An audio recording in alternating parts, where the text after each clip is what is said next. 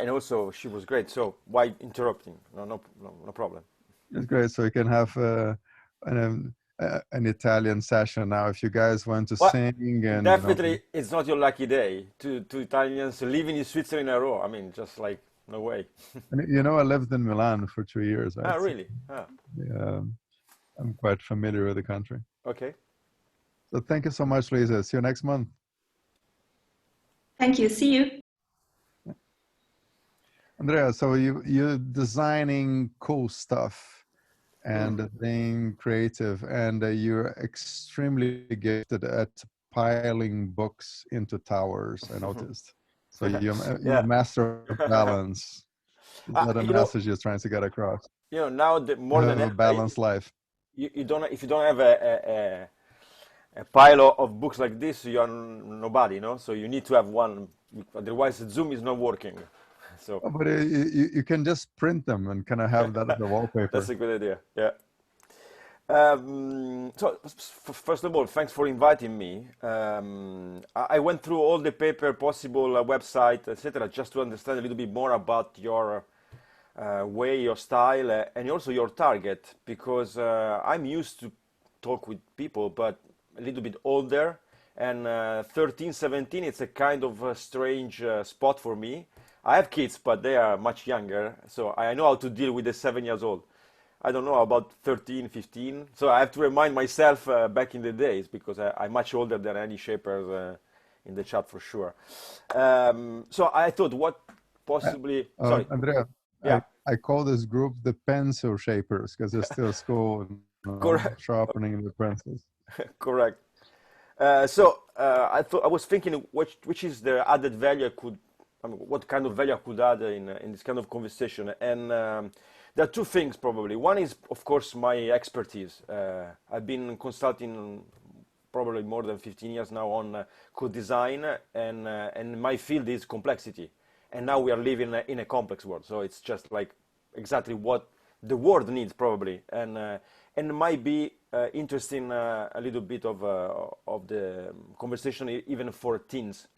And the second point is about my personal experience as I must say intrapreneur, something lighter, more than a freelance, less than Bill Gates. I mean, in between, because I've been working now for 25 years, and I never been an employee 1 hour in my life, which means I could provide a little bit of I don't know how to survive in the jungle of the world, and survive doing something that you like and be happy. I mean, possibly trying to be happy. And I'm sure that in the future, more and more people will have to deal with the more uncertainties, even from the job side, and maybe having a part of their life employee, part of their life as a freelancer, and it will be more liquid, as they used to say. So maybe there are some kind of insights even there. So the first part is about this uncertainty, about this world, And I don't know if you are familiar with the VUCA acronym,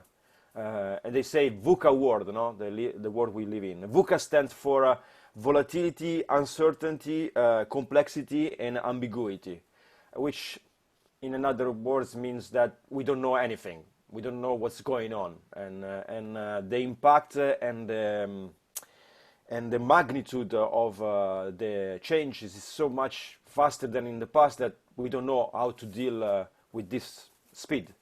And if you think that you are now studying for jobs that are not, probably they do not exist yet, and that they will use technologies that are not yet invented, probably to solve problems that we do not have problems yet, which the statement, it makes everything much more complex. If I'm thinking about this and I feel myself a teenager or even a little bit older, I mean, how can you choose the kind of studies or the place you want to live or something that in the past was not, say, much easier, but more linear somehow. Once you enter in a path, was kind of possible to go through, even if, of course, life is always there to make changes, but it was a kind of easier, And so how to deal with this sort of complexity.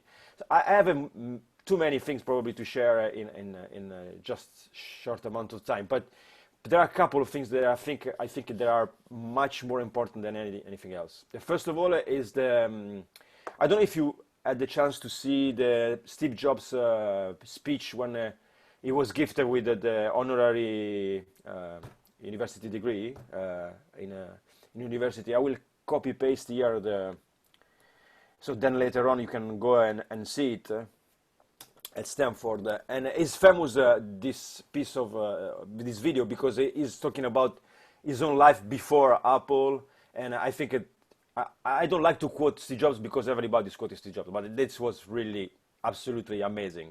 And one very important part of it is about connecting the dots, and why this is so important for everybody's life, because in times of complexity you don't know what to do, so you have to rely a lot about a mix between your minds, what you choose to do, because thinking about it, it's probably better to do this, and your gut feeling, your passion, your inside, your soul, I want to fold this and that. And sometimes it's too difficult to deal with those two parts.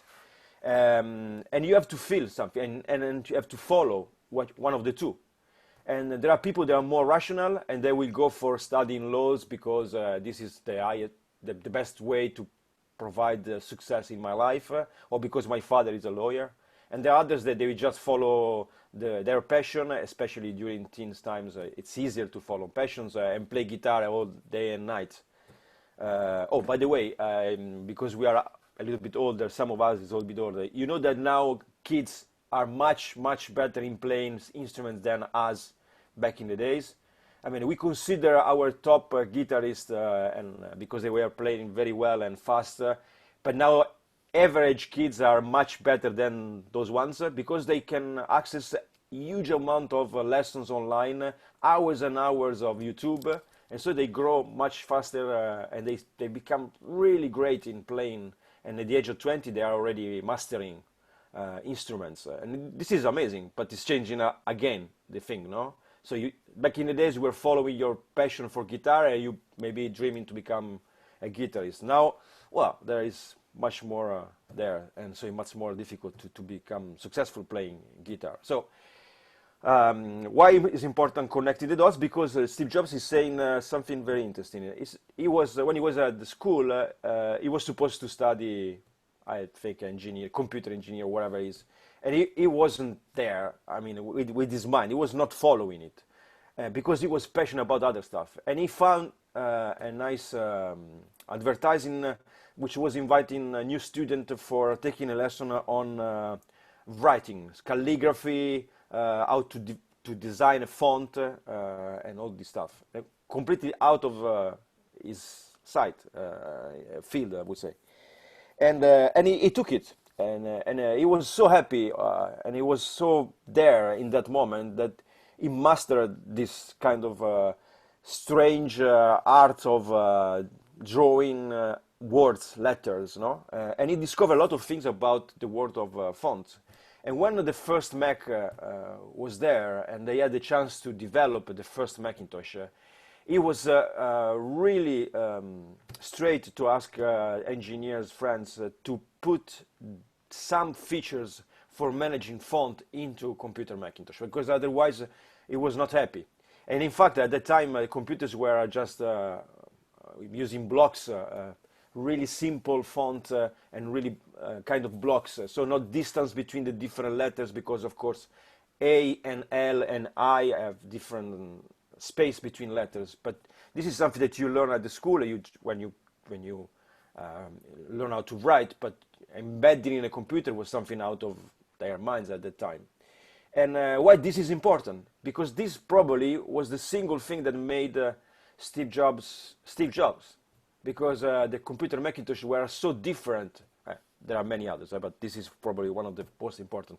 They were so different than other computers, and they become suddenly a standard into the creative world of illustrators, graphists, and all those people that were more dealing with style and art on computers. And this market was the reason why Apple became Apple back in the days. Without taking that lesson in calligraphy, we probably had no computer Apple now. So how can you say if this lesson for you is the right one, this trip on the other side of the world, or this friendship? You don't know. How can you how can you say in advance? You can just connect the dots afterwards. And this is brilliant. This is really an insight, because it means that if you really follow what you want to do, and you feel that you are there, focused 100%, it's probably something that is going to positively affect your path. And you don't know now, maybe in 20 years, maybe in 5, maybe in 3 months. And this leads to a second part of what I was trying to give you as a little help from my experience, is that you might try to design around this. So, for example, back in the days, I studied music when I was a teenager, a little bit. I'm not great. I'm not good in playing a guitar or piano, but I can do it. And I also write music, and I really suck into writing music too. I mean, I'm not good, but at that time was fun for me to do it. And I was lucky enough to record records when I was pretty young, 20 something, dance music records.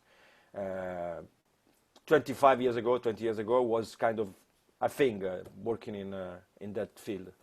And why I was lucky, because I decided after a couple of records that it was not my thing. I was getting not enough money, but I was not really happy, and so I completely left music back. But and this was the lucky point, of course, being able to do records immediately. But the interesting part is that because I was working in music and I was so young, I tried to take an advantage of it. So while I was producing music, I was writing for magazine about music instruments. So I was reviewing instruments, and I was writing about technical stuff on media, all the new things that were happening at the time on computers. And because in my studio, my record studios, they had a lot of money, and we had the latest version of everything. I was lucky because I was really there with the possibility to prove, test new things, and then I interviewed singers, and this led me then to have a new computer faster than the other ones, and doing other stuff, and so on and so forth.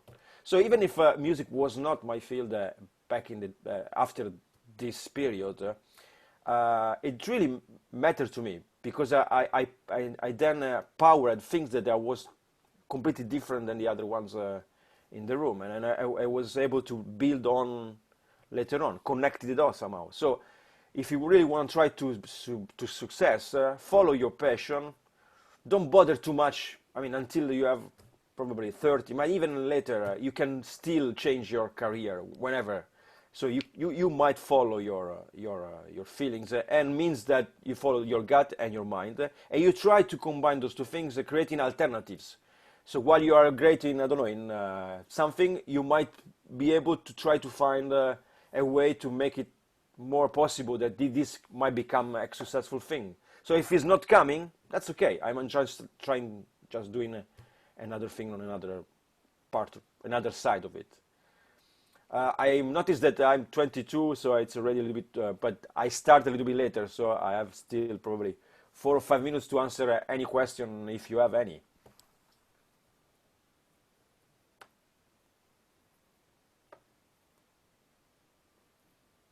Well, I have a question. Would you like to come back next month to give us a workshop on creative thinking?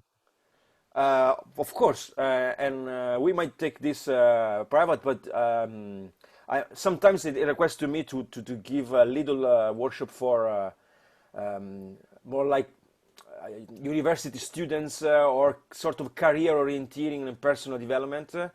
And so I have a lot of material we might use, and I'm happy to redesign it according to the different target. There are things that I think they're very, very interesting to be discussed, even for teens, because they might really make a difference in the way they think about themselves and their future. Because it's so, I think you might have fear about the future. I still have fear about the future now, even if I'm 48. because no, who knows? I mean, 10 months ago I was doing a job, but now with the COVID, my job is down 90%. How long is going to last this? Who knows? So everybody has their, and being able to deal with complexity and ambiguity differently because you power at different things, it's giving you different tools. And so for somebody, a tool is on a more rational side. For somebody else, it's more on a creative ones. But then you pick up what you probably need most in this moment in time, because of course maybe in months or years you will answer differently the question, but that's the beauty of life. It's a journey, so you have to learn how to surf this wave and not just ride a boat, because who knows. No. Well, I've had this idea of establishing workshops within the context of Wisdom Accelerator for a while. Okay. And your background is just superb, right? Not only you can balance books up to 2 meters high, and that's a skill that people should learn, but also I have noticed something really curious that I guess no one else here is aware of. Some of the speakers I invited for Wisdom Accelerator, they're nervous, right? They're accomplished professionals. They've been speaking in big conferences, Mm-hmm. but they've never spoken to teenagers. Mm-hmm. So they're like, I can talk to CEOs and masters of the universe. How do I talk to teens? How do I adapt my knowledge, my understanding of the universe to the optics of the new generation, the Gen Zs? And then many of them go a step further and they realize, I really, really need to know how teenagers think, because they're learning so fast. They have so many resources. Yeah. They learn in real time. I used to read encyclopedias back to back because I'm crazy. Not many people have time these days. They don't have to. They just Google it. Right? Yeah. This is something that many people know. My father, was born in Rio, spent his whole life there, and he was also into reading encyclopedias and had 5,000 books at home, which is really unusual in Brazil. Right? Brazil is not a highly cultured nation, and I'm saying that as a Brazilian. His nickname, until he passed around 6-7 years ago, was Google. His friends said it's Wow. quicker to ask him than to check online. Wow. So you end up in a kind of situation where teenagers today learn at 10x, maybe 100x. There's no need to go and find a reference and so on. The problem is obviously over information, the glut, is this relevant or not? But you know what? You go to Wikipedia, read through that, have an idea, you start looking for links. And if you really like the topic, you go deeper, you get some scientific papers, you go to Harvard, Stanford, and then you're in the safe ground, right? So there are ways, there are algorithms around fake news that people need to learn. And this is actually the very first topic we had at the Wisdom Accelerator in Davos, how to navigate fake news. This is super interesting because I deal with, as a consultant with companies, and they try to have their employees getting this mindset, but they're failing in doing it. And maybe one part of the workshop or something that we could design together is combining the two together in the same room, Yeah. because they can learn each other much more. I mean, I Google it probably more like a teenager, because my first mailbox was 1988 or 89. I mean, Really? it's Wow. really, yeah, That's super early. before everybody probably, or not everybody, but really a few people. And so I grew up online much more. So I kind of have a more digital mindset from my point of view. But I still was, I was in an environment where we had no mobile phones, during the teens time. And I see the differences. And I agree with you. It's so difficult to explain to somebody like a teen, because you have a jargon, you have layers of cultural things, and you have to make it clear for a teens, and it's not easy at all. It means that you really have to go deeper in the essence. Otherwise, also you lose their attention in a snap. And one other thing we could do together, and if you are interested, I'm trying to develop a training for entrepreneurship for kids below 10 years old. And and the reason why is because I have my 7 and 5 years old boys, and I start telling them things that are very much related with the entrepreneurship, and they like it, and it starts like a game. And now every time we talk about business, it's such a strange thing for us, no, with kids, you know. But it's super interesting because in the essence there are things that are there already. Just to give I take also 30 seconds, but it's interesting because it's also part of the way you might involve teens in short conversation, no? Because being an entrepreneur is not for everybody, no?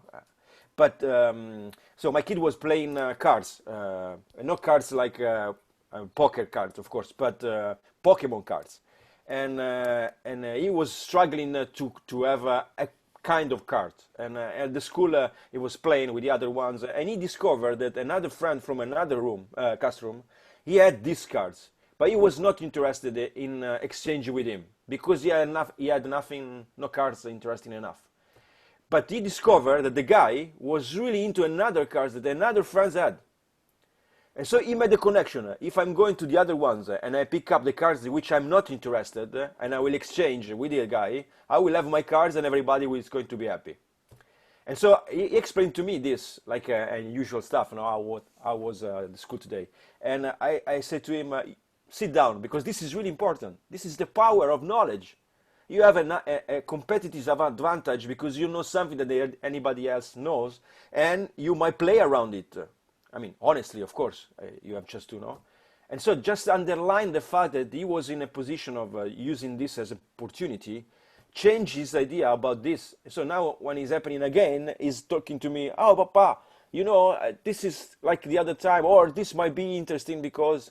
And so we chat around it. And I think there are many things like this in an everyday life of a kid. And if we are able to put together like a few of them, exercise or things, it might become something interesting to develop for 13 below starting point on entrepreneurship. Well, I completely agree. The trading mindset at a very young age will help them understand that value and money are very different things. Money is just one variant of value. I remember when I was around 10 or 11, I was trading those trump cards, right, with the biggest aircraft carrier and stuff. You have the same in Italy, probably we have it Yeah, in Brazil, yeah. from an Italian publisher.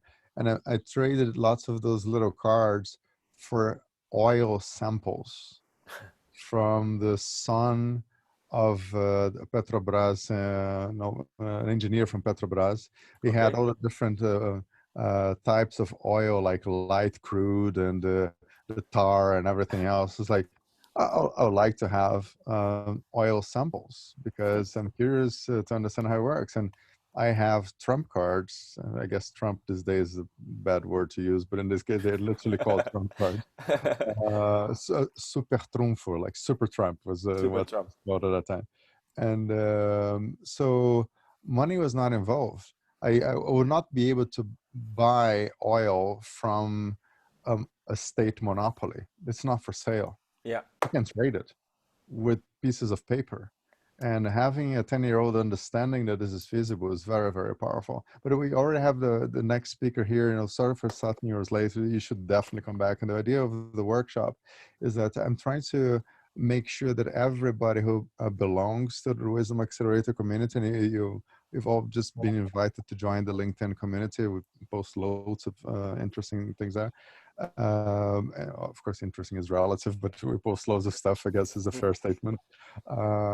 And I want to make sure that not only global shapers in the 20 to 30, you're the founding curator, right? So it's, Yeah. you're in a special position.